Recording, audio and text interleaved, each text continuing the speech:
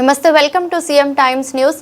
ఒంగోలులో టీడీపీ జనసేన నాయకుల మధ్య మాటల తూటాలు పెళ్లుతున్నాయి. ఒంగోలు ఎమ్మెల్యే దామచర్ల జనార్దన్ పెద్ద ఎత్తున అవినీతి అక్రమాలకు పాల్పడుతున్నారని జనసేన నాయకులు బాలినేని శ్రీనివాసులు రెడ్డి సంచలన ఆరోపణలు చేశారు. ఒంగోలులో జరుగుతున్న అవినీతి అక్రమాలపై దీనిపై మాట్లాడాల్సిన ప్రతిపక్ష పార్టీ వైసీపీ పూర్తిగా విఫలమైందని శ్రీనివాసులు రెడ్డి సంచలనం అన్నారు. ఒంగోలు అయిన మీడియా సమావేశం ఏర్పాటు చేసి మాట్లాడారు. ఇక నుంచి ఒంగోలులో ఉంటా, ఇక్కడ జరుగుతున్న అవినీతి అక్రమాలు అన్ని విషయాలు బయటపెడతానని శ్రీనివాసులు రెడ్డి అన్నారు. నీకి ధీటుగా ఒంగోలు ఎమ్మెల్యే దామచర్ల జనార్దన్ కౌంటర్ ఇచ్చారు. హైదరాబాద్ లో కూర్చొని ఎప్పుడో ఒకసారి వచ్చి ఎవడో చెప్పిన స్క్రిప్ట్ తీసుకుని చదవటం కాదు, నాపై చేసిన ఆరోపణలు నిరూపించని సవాల్ విసిరారు. నాపై బురద చల్లేందుకు కొంతమంది చేత కరపత్రం వేయించారని, వారిని అరెస్ట్ చేసి కొట్టవద్దని పోలీసులకు ఫోన్ చేయిస్తాడు. మీరు ముందు ఒంగోలులో ఉండి రాజకీయాలు చేయమని జనార్దన్ శ్రీనివాసులు రెడ్డి సవాల్ విసిరారు. నువ్వు ఇదే ఎన్నో నీ ఇష్టం వచ్చినట్టు నోటికి వచ్చినట్టు మాట్లాడారు. నువ్వు ఎందుకు హైదరాబాద్లో ఉంటున్నావు? ప్రజల మధ్యలో ఎందుకు ఉండట్లా? ఈ ఒంగోలు ప్రజలు నిన్ను 5 టర్ములు గెలిపించారు. 5 టర్ములు గెలిచినప్పుడు నువ్వు ప్రజల మధ్యలో ఉండటం, ప్రజల సమస్యలు తెలుసుకోవటం, ప్రజల్లో మమేకం అవటం, మీరేదైనా తప్పు చేస్తుంటే దాన్ని ఇమీడియట్గా దాన్ని ప్రజలకు తెలియపరచడం చెయ్యి, తప్పలేదు. అంతేగాని వేక్ కదా, పక్కనోడు ఎవడో స్లిప్ ఇచ్చేది, వారి మాటలు మాట్లాడేది, మళ్ళీ నేను 10 రోజుల్లో వస్తా, ఇంకా 10 ఉన్నాయి, 5 ఉన్నాయి, ఏంటి అంతా? అది ఏమైనా మతి మరిపిస్తుందో నాకు అర్థం కావట్లా. ఎందుకు అట్లా బిహేవ్ చేస్తున్నారో, ఎందుకు ఏం చేస్తున్నారో నాకు అదే అర్థం కావట్లా. నేను 3 సార్లు, థర్డ్ టైం ఇది. ఫస్ట్ టైము ఒకసారి నా జనవరి 20 నా పుట్టినరోజు అయితే ఒకసారి పంపించారు, సర్లే అనుకున్నాం. రెండోసారి మళ్ళీ మొన్న లాస్ట్ ఇయర్ ఒకసారి 21 పాంప్లెట్. ఆ పాంప్లెట్ వేసి దమ్ము కూడా లేదు. పనికి వాళ్ళని పెట్టుకొని పాంప్లెట్లు ఇష్టారకంగా వాళ్ళు రాసి పోస్టులో వేసి గ్రూపుల్లో చేయటం. గ్రూపుల్లో వేసినప్పుడు ఆ కామెంట్స్ చూసుకోమన్నాను. అది తెలుసో లేదో లేండి, అతనికి ఆ స్లిప్లు ఇచ్చేవాడిని చూడమనండి. నిన్న పెద్ద ఆయన వచ్చి మాట్లాడిపోయాడు కదా, దాని కింద కామెంట్స్ పెడతారు. వాళ్ళ పార్టీ వాళ్ళు ఏమేమి పెడుతున్నారు, ఏం పెడుతున్నారు, ఏ విధంగా మనం ఉన్నాము అనేది అది చూసుకోవాల్సిన అవసరం ఉంటుంది. అది చూసుకోకుండా ఏదో వచ్చి ఏదంటే అది మాట్లాడిపోవటం వల్ల ఉపయోగం లేదు. మొన్న 3వసారి మళ్ళా వేసేసి కరెక్ట్గా నా పుట్టినరోజు అప్పుడే రాసి ఏదో 400 కోట్ల అవినీతి జరిగింది, అది చేసేసారు, ఇది చేసేసారు, ఏదేదో మాట్లాడి మళ్ళీ వెళ్ళాడు. నేను దాని మీద ఈసారి సీరియస్గా తీసుకున్నా. ఇది నవటాల్లాగా లేదు, ఏదోలే తెలియక ఏదో రాస్తున్నాడు, ఏదో జరుగుతుందిలే అని చెప్పేసి నేను పట్టించుకోకపోతుంటే ఇది పెద్ద ఇదైపోయింది. దాన్ని నేను క్లియర్గా ఎవరు ఏంటి అని చెప్పేసి లాగితే హేమలతను షేక్ షయాద్ అని చెప్పేసి ఇద్దరు. హేమలత అనేమో ముస్లిం కాదు, ఆమె బుర్కా వేయించి ఆమెను తీసుకెళ్ళి విజయవాడ రైల్వే స్టేషన్లో కొరియర్ దాంట్లో అక్కడ చేత వేయించారు. అది ఏం వేయించారు, ఒక 15 మందికి పంపించారు. 15 మంది పేర్లు కూడా ఉన్నాయి నా కాడ. 15 మందికి పంపించారు. అది మా పార్టీ వాళ్ళకి పంపించారు, అటు వాళ్ళకి పంపించారు. దాంట్లో ఏమో లెటర్లో ఏమో copy to CM, copy to deputy CM, copy to అని ఏదో పెద్ద చర్చ పెట్టాడు. వాళ్ళందరికీ పంపలా, 15 మంది పార్టీ వాళ్ళకి పంపారు. పార్టీ వాళ్ళకి వీళ్ళకి ఎవరు నచ్చుతారో వాళ్ళకి పంపించారు. అది మా ఏఎంసీ కూడా వచ్చినట్టుంది. అట్లా వీళ్ళకి పంపించేసేసి వాళ్ళ చేత చేపించారు. ఆ తర్వాత దీనికి మెయిన్ కారకులు ఎవరంటే ఫియాజు, బొలినేని మురళి. వీళ్ళిద్దరు ఏం చేశారంటే, ఆ ఫియాజ్ అనేవాడు అడ్వకేటు, వాడు డ్రాఫ్టింగ్ చేయటం, ఫయాజ్ ఆ ఫయాజ్ వచ్చేసి డ్రాఫ్టింగ్ చేయటం, వీడు మురళిగాడు చెప్పటం. దానికి హైదరాబాద్లో కూర్చున్నాడేమో దీనికి సలహాలు, డైరెక్షన్లు, స్క్రీన్ ప్లే, ప్రొడ్యూసరు, నిర్మాత అంతా పైన అక్కడ కూర్చొని అతను డైరెక్షన్లు ఇస్తుంటాడు. అది రాయండి, ఇది రాయండి, కన్ఫ్యూజ్ చేసేయాలి మనం అట్లా అని చెప్పేసి అతను చెప్పటం, ఇతను ప్రొడ్యూస్ చేయటం. ఈ ఇద్దరు ఎదవలేమో టైపింగ్ చేపించటం.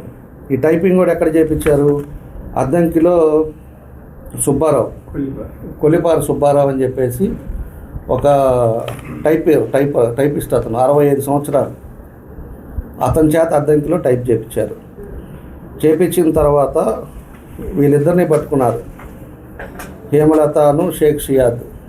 వాళ్ళిద్దరిని పట్టుకుంటే మాకు తెలియదు, ఆ ఫయాజ్ అనే అతను మాకు ఇచ్చాడు. ఆ ఫయాజ్ ఇస్తే మేము పోయి పోస్ట్ చేసాము, మురళీయానం ఇద్దరు ఇస్తే, అంతకంటే మాకు తెలియదు అని చెప్పేసి వాళ్ళు చెప్పారు. మాకు ఏదైనా 5,000 ఇచ్చారు, దానికోసం పోయి పోస్ట్ చేసామని చెప్పారు.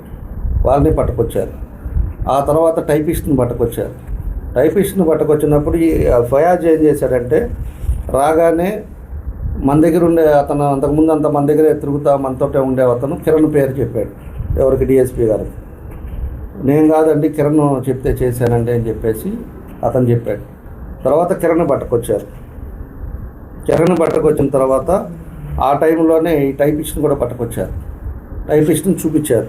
ఎవరు వచ్చారు నీ దగ్గర టైపింగ్ అని అడిగితే, అతను ఫయాజు, ఇతను కాదండి ఇంకొక అతను వచ్చాడు అని చెప్తే, అతను కూడా చూస్తే మురళిది ఉందని చెప్పేసి చెప్పారు. అప్పుడు ఇతని పాత్ర ఏంటి అంటే, ఇతనికి వేస్తాడు ఏందనే తెలియదు కానీ ఆ ఫయాజ్ తోటి కిరణ్కి సంబంధాలు ఉన్నాయి.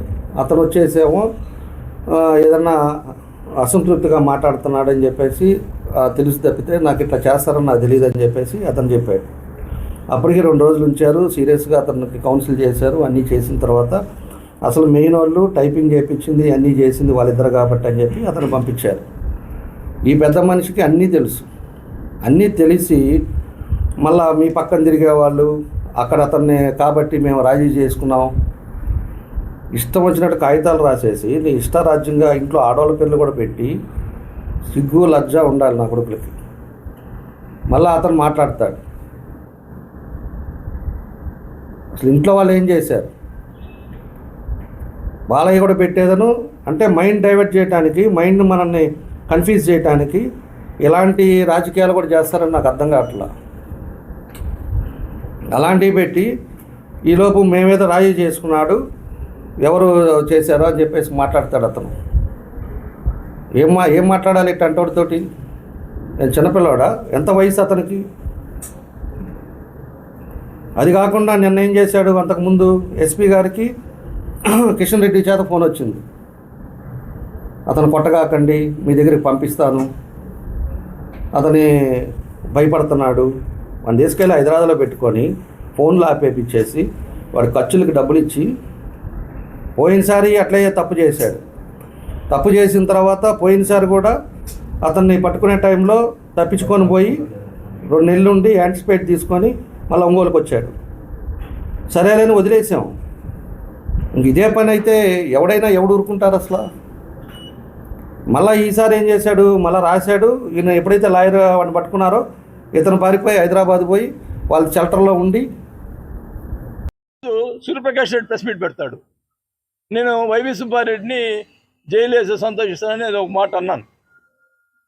దానికి సూర్యప్రకాష్ రెడ్డి మన టీడీపీ వైవి సుబ్బారెడ్డిని సపోర్ట్గా అరగంట మాట్లాడాడు ప్రెస్ మీట్లో. అంటే ఏంటి అంటే ఉండు, ఇక్కడ చంద్రబాబు నాయుడు గారు ఇక్కడ చెప్తా ఉన్నా, మరి ఆయన మరి అందరికీ అన్ని పార్టీలకు చెప్తా ఉన్నా, ఇక్కడ వైఎస్ఆర్ పార్టీ టీడీపీ కలిసి ప్రకాశం జిల్లాలో బాలినతోటి పోరాటం చేస్తున్నారు. వీళ్ళు కలిసి నా మీద పోరాటం చేస్తున్నారు. నాకు దేనికైనా ఇంకా ఎన్ని పార్టీలు వచ్చినా నేను పోరాటం చేసేందుకు సిద్ధంగా ఉన్నా. ఇదేం అన్యాయం? వైసీపీ టీడీపీ కలిసి పనిచేయటం ఏంది? ఇక్కడ ఒకరు మాట్లాడేవాడు ఉన్నాడు, ఇక్కడ ఒకరి గురించి ఒకరు మాట్లాడుకునేవాడు ఉన్నాడు. చూసా చూస్తున్నారా? ఏంది ఇది? ప్రజలు ఇబ్బంది పడుతూ ఉన్నారు, మాట్లాడేవాళ్ళు లేరు. అందుకని మాట్లాడుతున్నా. నన్ను ఎవరు ఏం చేసుకున్నా ఏం పర్వాలేదు, నాకు ప్రజలు కావాలా, నేను ప్రజలతో ఉంటా, నాకేం పర్వాలా. నేను అదేమంటే ఆయన చేసిన పనులకి జనసేన అన్న అని మాట్లాడటం అది తప్పు. నేను జనసేన మన కళ్యాణ్ గారి మాటలు నన్ను గురించి మాట్లాడిన మాటల వల్ల ఆయన్ని అభిమానించి నేను పార్టీలో చేరా. అంతేగాని నేనేదో దోచుకొని దానికి నీళ్ళలో ఉండేదానికి ప్రయత్నం చేశానని చెప్పి మాట్లాడుతూ ఉన్నారు. చూడు అయ్యా, ఇప్పుడు నన్ను ఏం దోచుకుని, ఇప్పుడు నువ్వేం దోచుకుంటున్నావు, నేనేం దోచుకున్నావు చూడు. ఇప్పుడు నా పరిస్థితి, నేను ప్రజల కోసం నా ఆశలని అమ్ముకొని నేను అప్పులు కట్టాను. నువ్వు ఆ సంగతి నాకు తెలుసు, నా బిడ్డలకు తెలుసు, నాకు మా భార్యకు తెలుసు. ఇట్లాంటి మాటలు మాట్లాడి ప్రజల్ని మభ్యపెట్టేదానికి ఇంకా కూడా మభ్యపెట్టే దానికి ప్రయత్నం చేయొద్దు. నేను ఇక్కడే ఉంటా. ఇక్కడ జరిగిన అరాచకాలన్నీ కూడా ఒక్కొక్కటి బయట పెడతా. ప్రతి ఎక్కడ జరిగినవి అన్నీ కూడా బయట పెడతాను కూడా తెలియజేసుకుంటా ఉన్నా. నేను ఎవరు లెక్క చేయను. కేసులు పెట్టుకో, నాకేం డోంట్ కేర్. ఒకటే చెప్తా ఉన్నా, నేను తప్పు చేయలేదు కాబట్టి నేను ఏమైంది మాట్లాడగలుగుతా. నేను చేయను, తప్పు చేసినప్పుడు కూడా ఒప్పుకోను. ఇప్పుడు ఈ డ్వాక్రా గ్రూపుల గురించి welcome to CM times. NDA కూటమిలో ఉన్న ఉప ముఖ్యమంత్రి పవన్ కళ్యాణ్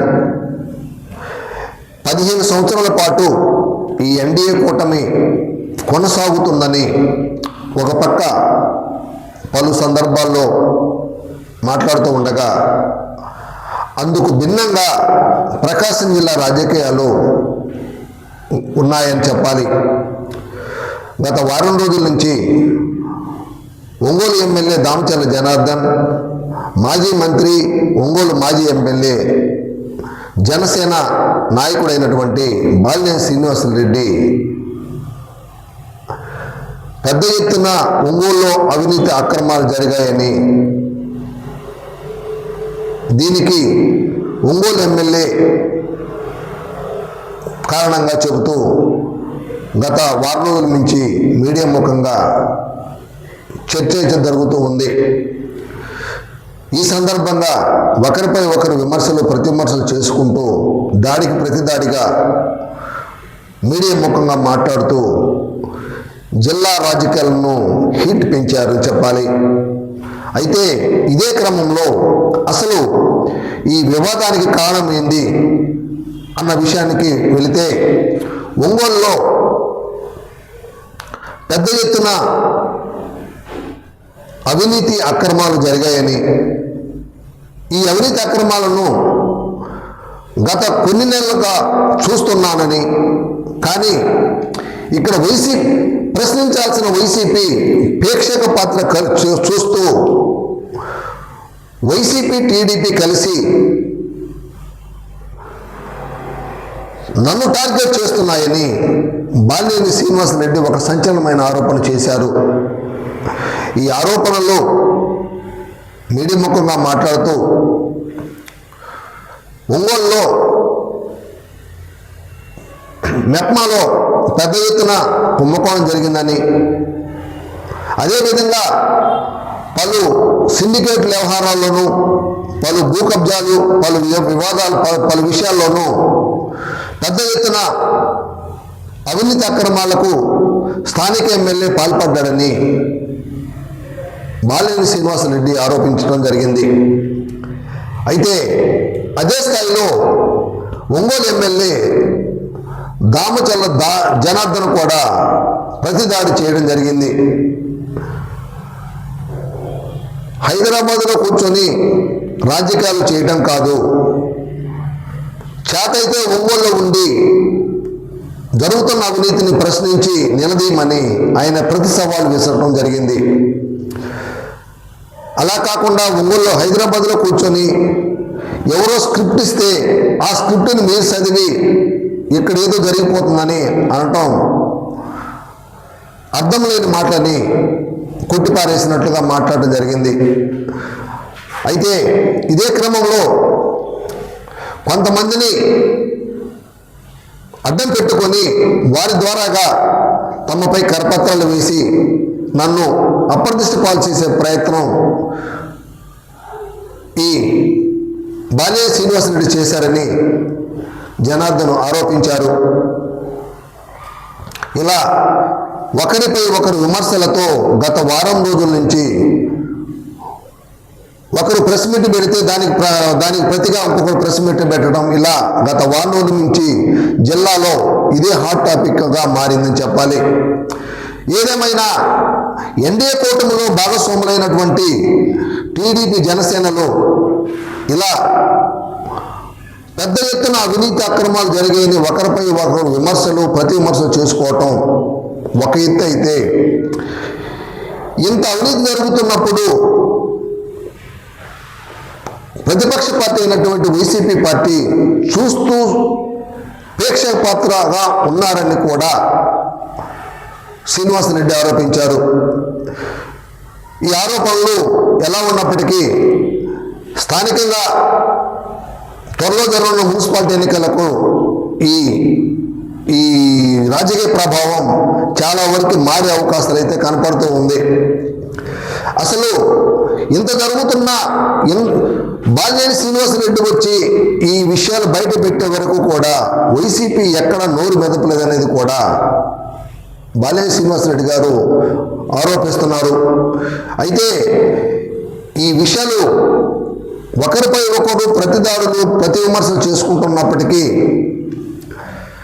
ఈ రాజకీయ మార్పులు చేర్పుల మధ్య ఎంత జరుగుతున్న గత వారం నుంచి ఇక్కడ జరుగుతున్న విషయం ఎన్డీఏ కూటమిలో భాగస్వాములైన జనసేన టీడీపీలు ఒకరిపై ఒకరు విమర్శలు ప్రతి విమర్శలతో దద్దరిల్లిపోతున్న జిల్లాకి కోతవేటు దూరం ఉన్న అమరావతిలో ఉన్న ఎన్డీఏ నాయకత్వం దీనిపై దిద్దుబాటు చర్యలు తీసుకోకపోవడంపై అందరిలోనూ చర్చ జరుగుతుంది. ఏదేమైనా ఎన్డీఏ కూటమిలో భాగస్వాములైన వీళ్ళు సమస్యపై వచ్చేరికే ఎవరికి వారి అన్నట్లుగా ఉండి పని చేయటం ఒకంత ప్రజలకు మేలు చేసే విధంగా ఉందని చెప్పాలి. ఏదేమైనప్పటికీ జరుగుతున్న పరిణామాలు జరుగుతున్న విషయాలను పార్టీ అధిష్టానం దృష్టి సాధించి